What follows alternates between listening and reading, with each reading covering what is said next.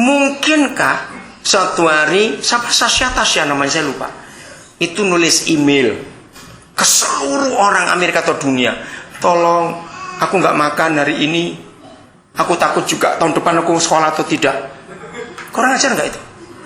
Ya cepat jawab, kurang ajar nggak? Ayo jawab lah. Kenapa kurang ajar? Bapaknya di Gedung Putih kok bisa nggak makan? Katakan amin. Maka itu orang Kristen khawatir itu kurang ajarnya lipat-lipat. Orang Kristen khawatir itu menghina bapaknya bisa-bisa. Bapaknya di surga kok bisa khawatir goblok? Nggak tahu rasa. Maka itu kita nggak pernah bisa ngucap syukur. Ngomel terus. Saya ini sering nggak punya duit tapi tetap bersyukur. Karena saya tahu hidup saya bukan karena uang tapi karena Tuhan. Kita harus tahu itu. Akan tetapi, ayo baca bareng-bareng ya, supaya kalau sampai ini masih nggak percaya berarti saudara buta huruf, gitu aja sudah. Susah sekali nerangkan. 1, 2, 3. Akan tetapi Bapamu yang di surga apa? Tahu apa? Bahwa kamu memerlukan semuanya itu. Apa tadi semuanya itu? Nah, makan, minum, pakai. Jadi nggak usah minta. Loh kok nggak amin lagi? Apalagi nangis, bikin malu nangis karena nggak punya duit. Saudara, saya nggak pernah minta uang, nggak pernah minta ini pada papa, tidak. Sudah 38 tahun saya hidup dengan cara seperti itu. Nah, yang terkenal ayat 33-nya bukan? Betul? Tapi masih goblok juga kita ini belum terkenal. Baca bolak-balik karena gereja ngajarnya salah. Tetapi carilah dahulu kerajaan Tuhan dan apanya? Kebenarannya. Maka apa? Semuanya itu apa tadi? Makan, minum, pakai akan diapakan? Ditambahkan kepada siapa? Ku. Bilang mu lagi. Oh, saya tanya kok. Iya. Oke. Nah, saran. Apa bedanya ditambahkan dan diberikan?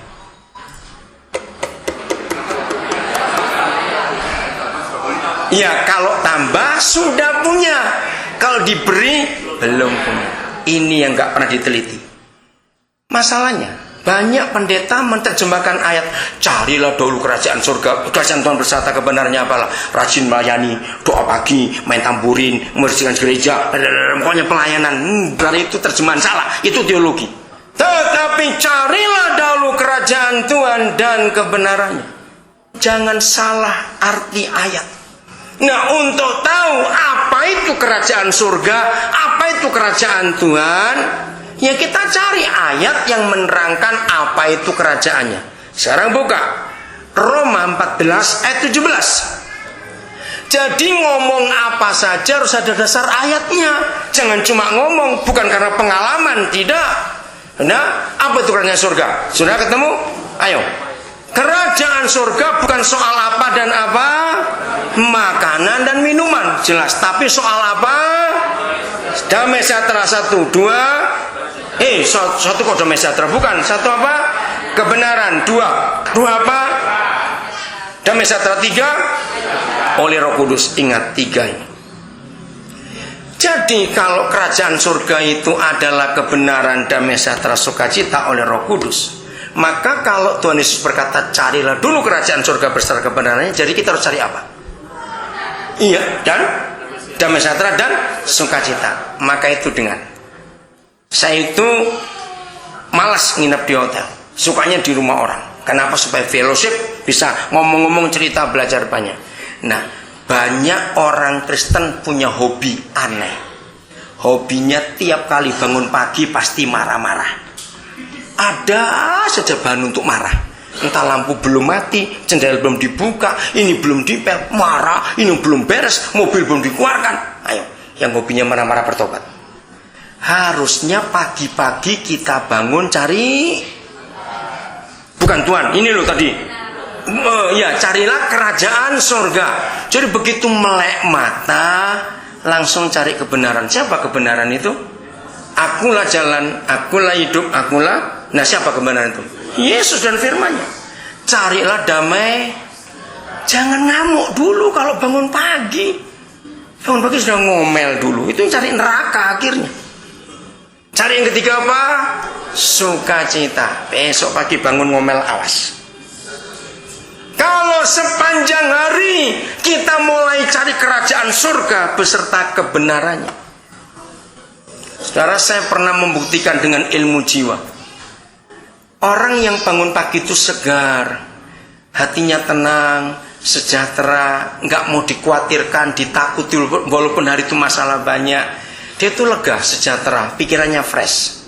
Ketemu orang dia senyum, masuk kantor, kalau ini manajer, anak buah seneng lihat mukanya daripada lihat muka kayak kodok mengkerut gitu. Anak buah juga stres. Nah, orang yang kayak gitu kerja nggak menghasilkan apa-apa. Betul nggak? Karena marah-marah sepanjang hari. Tapi kalau bawa kerajaan surga, aduh, yang kerja pun enak, suasana kantor enak, ketemu orang juga enak, kalian ke sekolah juga enak, guru juga melihatnya enak, semuanya sejahtera sepanjang hari, penuh ucapan syukur. Pasti semua itu akan jadi bonusnya. Makan, minum, pakai nggak usah dicari. Nah, sekarang kata ditambahkan. Ambil contoh. Indonesia marketingnya bagus. Beli motor bonus jaket, beli kopi bonus cangkir, beli sabun cuci bonus piring, betul tidak? Beli rumah bonus AC, semuanya pakai bonus. Nah, lucu nggak kalau saya datang ke toko showroom motor, saya nggak mau motornya, saya mau jaketnya saja, tonjok kamu, pulang. Nah, saudara seperti itu. Nggak mau cari kerajaannya, minta bonusnya, goblok. Mana dapat? Betul? Iya, sudah bertobat hari ini. Ingat, akan tetapi siapa? Loh, masa lupa baru 5 menit. Akan tetapi siapa? Bapakmu yang di surga, lupa di surga. Jangan lupa sebut itu. Tahu kamu memerlukan semuanya itu, ya sudah, nggak usah minta. Jadi nggak perlu khawatir, termasuk jodoh. Kejadian 2:18 itu meyakinkan. Inisiator pertama di dunia orang menikah adalah papa di surga. Yang sudah kawin nggak boleh baca ayat itu. Lanjut, yang belum menikah boleh. Kejadian 2:18. Jadi kalau ada orang nggak kawin-kawin, yang bingung itu Tuhan, bukan mamamu. Ingat itu baik-baik. Tentu bingung, kenapa nggak kawin-kawin? Karena inisiatornya itu dia. Baca Kejadian 2:18, jangan lihat saya terus, oke? Nah, jadi ketika papa menyatakan itu, dia bertanggung jawab, maka itu aku menyediakan yang sepadan. Aduh, bagus sekali. Nah, di dalam Matius 19 ayat 12 ada 3 alasan orang tidak menikah. Maka itu kehendak Tuhan semua orang menikah. Ya, kehendak Tuhan semua orang menikah. Matius 19 ayat 12, oke, nanti baca. Nah, lalu apa definisi jodoh? Gampang menurut ayat itu. Jodoh itu kalau matamu nggak ikut-ikut milih. Nah, itu jodoh. Jadi gini ya, ini yang belum menikah. Saudara lihat, ini kalau saudara cewek, lihat cowok cakep sekali, kesetrum, wajar karena ngelihat. Begitu pula sebaliknya. Ada cowok lihat cewek cantik kesetrum wajar. Nah, itu bukan jodoh. Kalau jodoh itu begini, ini orang jelek bener, terus kesetrum. Nah, itu jodoh. Alkitab itu luar biasa, saudara. Maka itu kalau ada orang nggak kawin-kawin karena dia salah milih. Harusnya dia sudah kawin 6 tahun yang lalu.